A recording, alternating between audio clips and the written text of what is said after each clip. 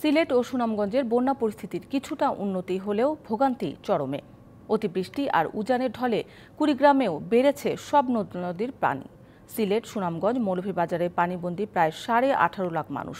তলিয়ে গেছে নদী তীরবর্তী নিম্নাঞ্চল, চর ও দ্বীপচরের ফসলি জমি। রংপুর ও নেত্রকোনার নদ নদীর পানি কমতে শুরু করেছে। আর শেরপুরের ঝিনাইগাতীতে মহর্ষি নদীর পানি কাঁচা বাঁধের কয়েকটি স্থানে ভাঙন দেখা দিয়েছে। এতে নদী পাড়ের মানুষদের মাঝে দেখা দিয়েছে আতঙ্ক।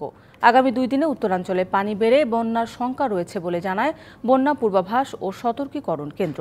অন্যদিকে কক্সবাজার শহরের বাদশাহঘোনা এলাকায় পাহাড় ধসে মাটি চাপায় স্বামী স্ত্রীর মৃত্যু হয়েছে।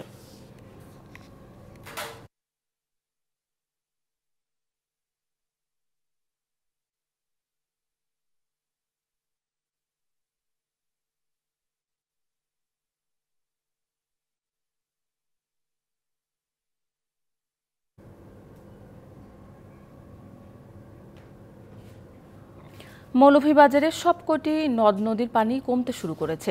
এ নিয়ে আরও জানাতে যুক্ত হচ্ছেন আমাদের সহকর্মী পান্না দত্ত। পান্না, এখনো কি নদ নদীর পানি বিপদসীমার ওপরে কিনা সেখানকার পরিস্থিতি জানাবেন, আর আশ্রয় কেন্দ্রে কত পরিবার আশ্রয় নিয়েছে? শান্তা, যেমনটি বলছিলেন, নদ নদীর পানি কমতে শুরু করেছে, তবে মনু নদী চাঁদনীঘাট পয়েন্টে এবং কুশিয়ারা নদী শেরপুর পয়েন্টে এখনো বিপদসীমার উপর দিয়ে প্রবাহিত হচ্ছে। এছাড়া সার্বিক জেলার বন্যা পরিস্থিতি যদি বলতে চাই, সেটা হচ্ছে যে কিছুটা উন্নতির দিকে গেলেও এখনো কিন্তু প্রায় 2.5 লক্ষ মানুষ জেলায় পানিবন্দী হয়ে রয়েছেন। বিশেষ করে ওয়ালটন ফ্রিজ কিনে অনেকের মতো আপনিও হয়ে যেতে পারেন মিলেনিয়াল। সেরা পণ্যের সেরা অফার।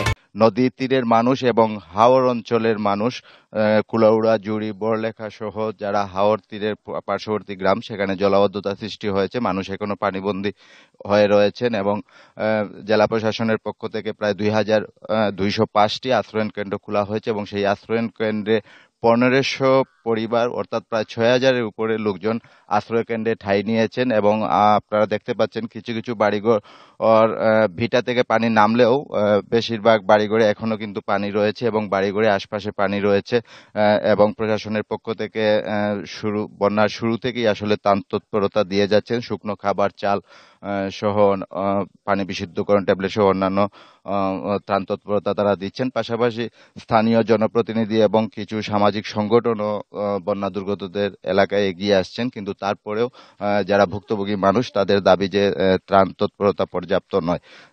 এছাড়া বিভিন্ন রাস্তাঘাট, গ্রামীণ যে রাস্তাঘাট ইউনিয়নের সাথে বা উপজেলার সাথে, সেই রাস্তাঘাট অনেকটাই ডুবে গেছে, যার কারণে যোগাযোগ ব্যবস্থা অনেকটাই বিচ্ছিন্ন বলা যায়। মানুষের ভোগান্তি বেড়েই চলেছে এবং এই অবস্থায় আসলে মৌলভীবাজারের মানুষ অনেকটাই ভোগান্তির মধ্যে রয়েছেন।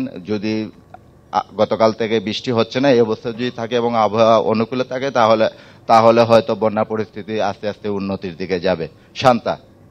পান্না, আপনাকে ধন্যবাদ।